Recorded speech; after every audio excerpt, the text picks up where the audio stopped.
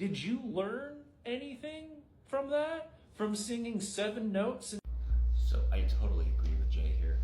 Scales are taught way too early, and they're taught so strictly, like so rigidly, and they're totally irrelevant to the songs that students want to learn, that students hear all the time.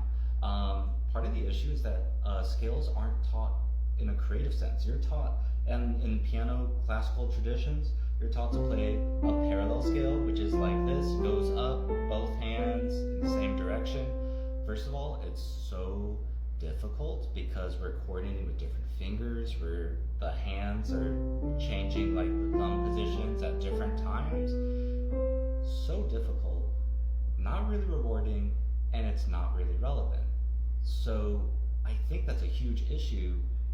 If you're trying to teach flexibility, that's one thing, right? Like range of motion, you should teach contrary motion, which is when hands are going either away from each other or towards each other, because when you do contrary motion, you're working with the same fingers.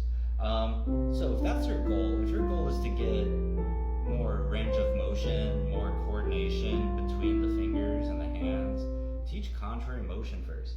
That's the simpler thing. That's like the first building block. But I think it's also an error to just go for like flexibility and technique without a creative process, a creative application of something like scales. So how do you use scales creatively? One, we got to recognize right away that scales are rarely used all the way. Very commonly, we only use part of the scale. I'm going to take the C major scale, right? And I'm only going to play a few notes. I'm going to play C, D, E, and then go back down to past C down to B. So that's a creative use of scales, right? Because I'm not just going up the scale, which has a particular sound, and it's strict, and it's just not, at some point it's not that interesting. Of course you could get creative with the full thing, like the Do Re Mi song from Sound Music, something like that.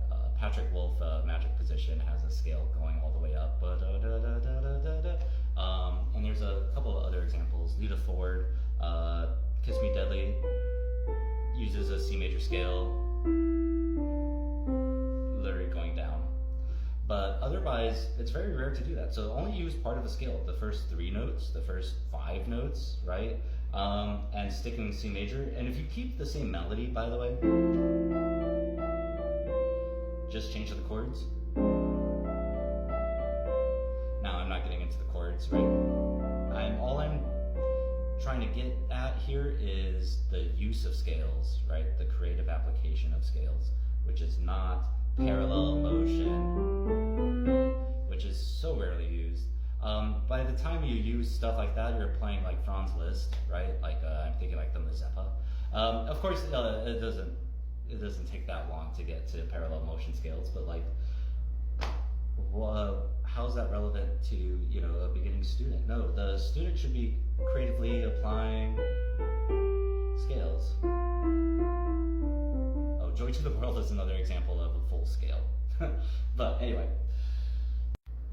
in conclusion, I agree, scales, parallel motion scales, don't teach that right away. Teach your contrary motion scales. It also seems more fancy, I want to say, to people who haven't done it before.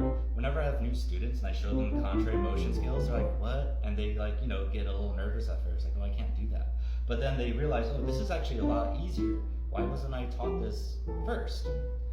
And I think people tend to think that parallel motions are easier because you're playing the same notes. You're not even the same position though, hand positions, but C, D, E, F, G, A, B, C, like that should be easier. But even though we can conceive of that easier, right? Like, oh, it's the same notes going up and down. That's not easier for the hands to play. What's easier for the brain to process and play through is the same fingers, the same joints, right? The same tendons.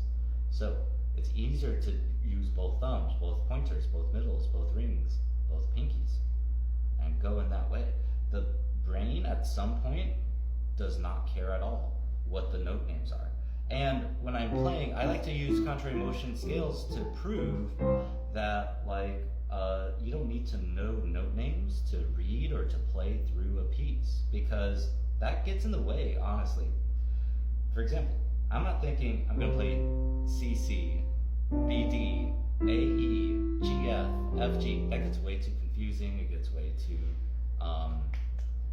it just becomes a roadblock. Instead, I'm thinking finger numbers, I'm thinking hand positions, I'm thinking of how I'm gonna move when I'm moving my fingers. It's a lot more focused at the tactile approach. So if you're going for flexibility, teach contrary motion scales first before you teach parallel motion scales, and it's gonna be an easier thing. But ultimately, you should teach scales in a creative way. A scale is just a series of steps. You just want to use some steps as a melody, right? You could even use kind of like a chord progression as a scale. That Bob Dylan song, like a Rolling Stone, or Lean on Me, right? These all use chords as scales, right? By that I mean like it's a chord and you move up a step, and you play another chord the next step up, right? So yeah, scales are taught way too rigidly, too soon, and in a way that makes them irrelevant.